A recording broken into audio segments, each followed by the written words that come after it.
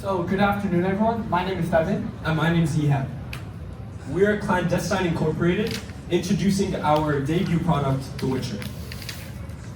A few years ago, my older sister had a skater face, and she, like 73% of our survey respondents, felt that her traditional skateboard was all well and good for going to the skate park and cranking out a few tricks. But if she wanted to use it to, say, get to school, it suddenly became a lot less convenient. It's difficult kicking that board over long distances. Now, an 11-year-old me heard that and thought, why don't they make it electric? That would fix everything, wouldn't it? Well, no. Electric skateboards are heavy. They're rigid. You can't go to the skate park with an electric skateboard, but it will get you from A to B.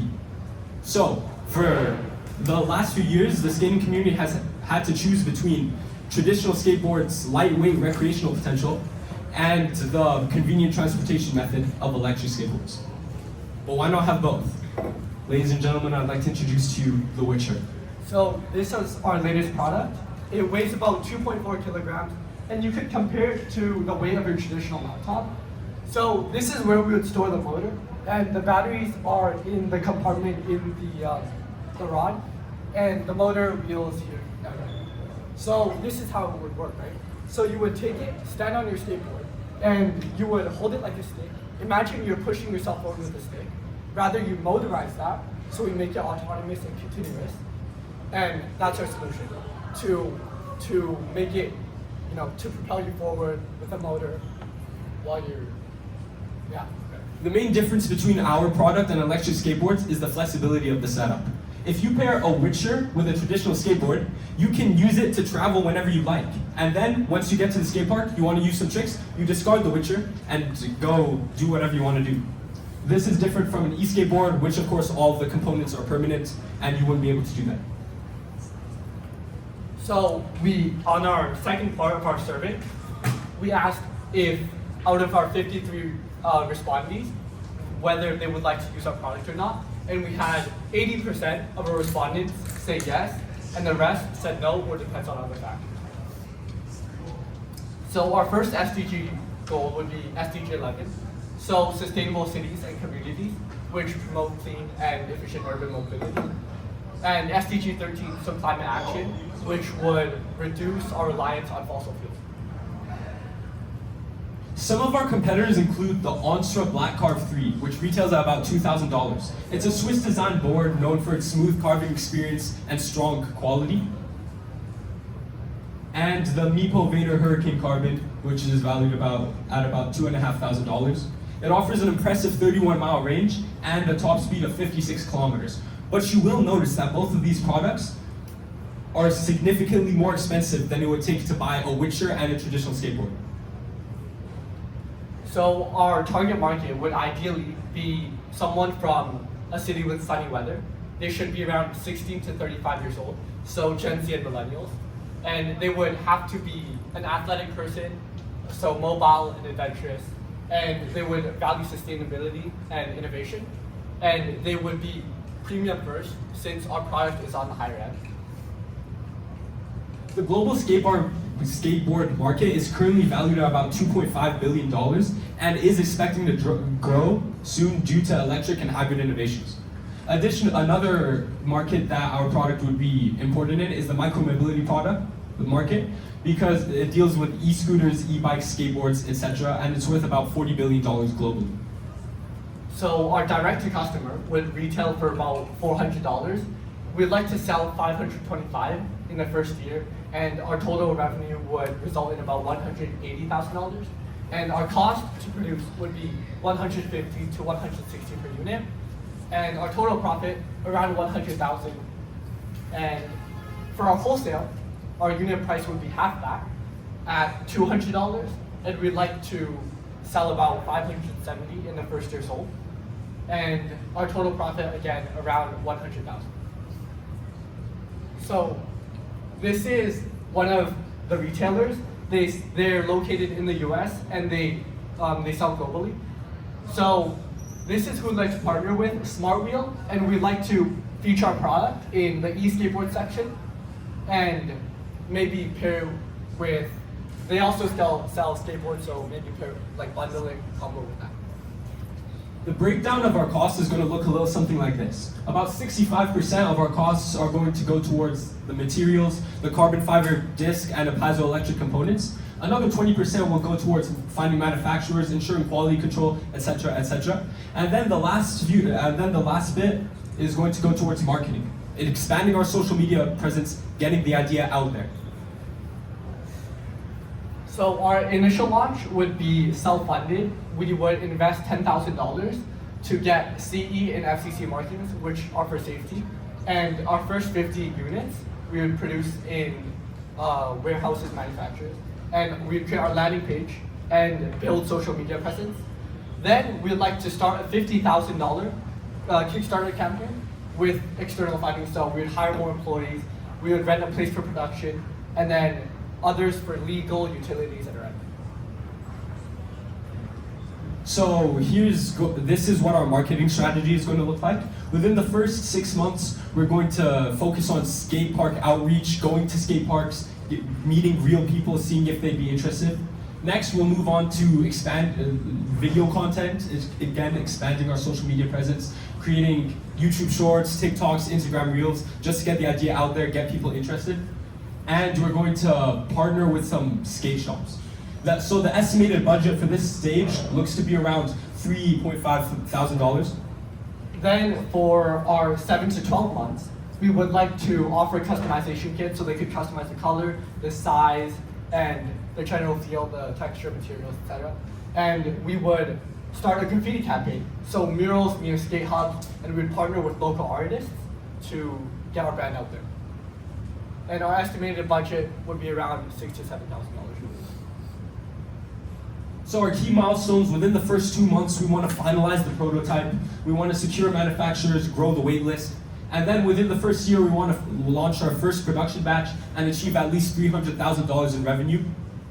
And within 3 years, we want to expand to international market. In conclusion, this is a never-before-seen product, very original.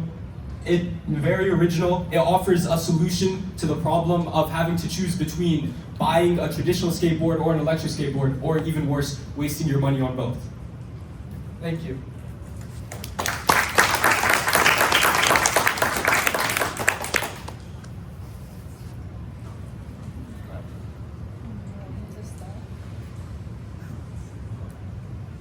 Well, first of all, thank you for the presentation and congratulations on the style of the presentation, the engagement between you both, and the connection and the passion and enthusiasm is like really keep us really engaged on the presentation. So congrats on that. So I wasn't clear about like what you're trying, what is the solution? It's just more about like, it's more safe to use it for the skateboard user? Generally becomes more easy to travel, to use a skateboard for transportation while not limiting what your skateboard can do like it would with an electric skateboard. Because once you have an electric skateboard, you can't really do tricks on it anymore, as I explained. Yeah. And so if you use the Witcher and pair it with a traditional skateboard, you can use it to travel, or you could use it to recreation. You get the best of both worlds. You don't have to commit to only one or buy both. And then you mentioned that you will need to ask manufacturing to manufacture the device. Have you been in touch with manufacturing? That's why you come out with your costs? Yeah, we actually have contacted manufacturers. We're planning to manufacture in Brazil and potentially source from China.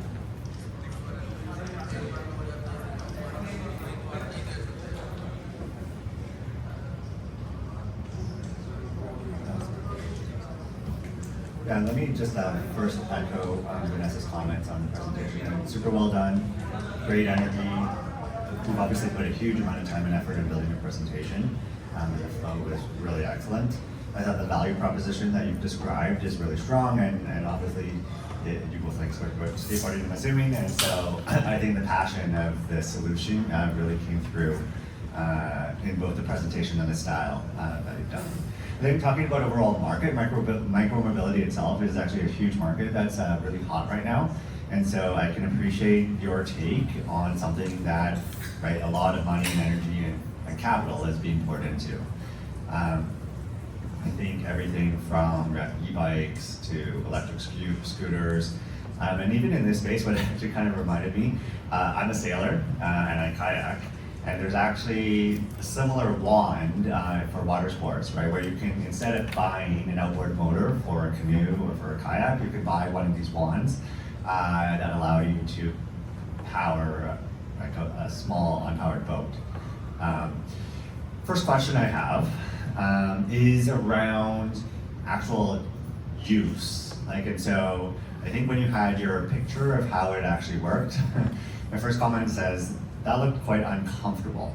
And so have you spent much time thinking about it, the actual form factor itself? Does that have any issues with regards to balance or increased, you should put a helmet on this guy as well, but increased risk of falling off and injuring the rider? I think utilizing this product will definitely require some training. You'll definitely have to use it. It won't be something that you could just pick up and use instantly. But I do also think that once you have used it, the risk of injury is about the same as with an electric skateboard. Really, maybe even less, because you actually have something back here stabilizing yourself, rather than an electric skateboard which is just going. Yeah, so in this picture, your back would probably be straight, you wouldn't lean forward. You would lean back on it, rest yourself a little bit. And building on the tutorials, we would like to post some tutorials on social media to also further build engagement and brand. Yeah. And then what kind of power output? I think you didn't really talk about technical specs. And so what is the battery life? How fast can you go, right? Is there a governor on it? And kind of just talk a little bit about how you think it'll actually perform, and how does that compare to kind of other mobility devices? Yeah, so The top speed would be about 25 to 30 kilometers, same as a regular e-scooter, same as most electric skateboards.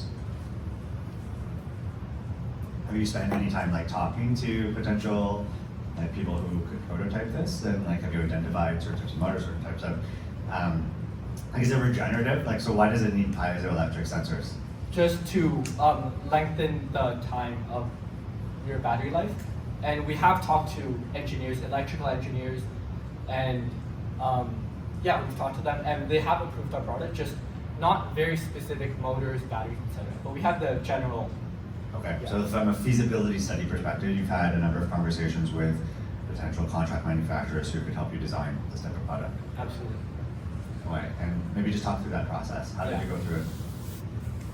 So we started off with contacting consultants, so engineering consultants, electrical consultants, and we scheduled meetings with them, and they have agreed to look. And then we went through a few meetings, and they've said the general idea of it, yes, it's doable, but it just depends on what type of motor you choose, what specs you're looking for, and we've settled around the 25 to 30 kilometer range, and this would last for about 60 kilometers, so it'd give you maybe around a 2 hour. But that's just the general idea. We're not completely sure of the specific parts, but we have a list. Yeah. And then the battery is actually in the shaft? Is that how It is in the shaft, yeah. And so is that gonna not take, have you looked at batteries that are capable of doing that? Or this is gonna be a custom design, I'm assuming? Do you think the amount of battery life, what's the length of this? So About 150 centimeters. Yeah. And these are rechargeable lithium-ion batteries that somehow have to fit within the shaft. Probably doable. And so, talk about manufacturing. I think the initial volumes for year one were not very high, so this is definitely a premium product. Because it was 150 was in your first year? 525. Oh, sorry, 525 in your first year. Okay. And you said you're going to do contract manufacturing in Brazil and then maybe ship it to China eventually? We would import it from China and compile it in Brazil, and then eventually ship it worldwide. And why did you make that decision? Why Brazil? Because we have a lot of contact in Brazil, so it's easier for us to network and reach out to people. And is Brazil a particular strong market for this? Like the logistics of getting something from Brazil back to Canada or to North America seems a little bit daunting, particularly if you're trying to save energy. Like, was that an initial target market, or you're still focused on North America? Yeah, we would like to sell worldwide eventually, but we would ship it back to North America first. We just chose Brazil since we have the most connections there. Okay.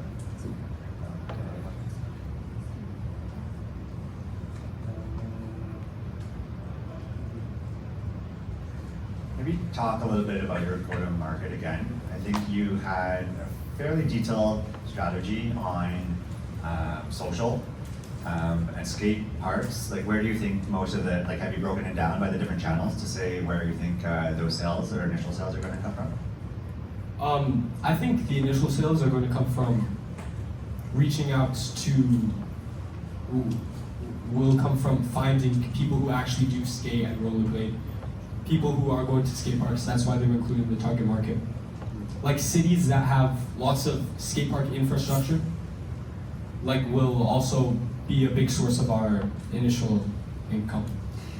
And do you think that's actually the target market? Do you think it's people who are actually recreational skaters, or versus someone who is really trying to sell the micromobility challenge?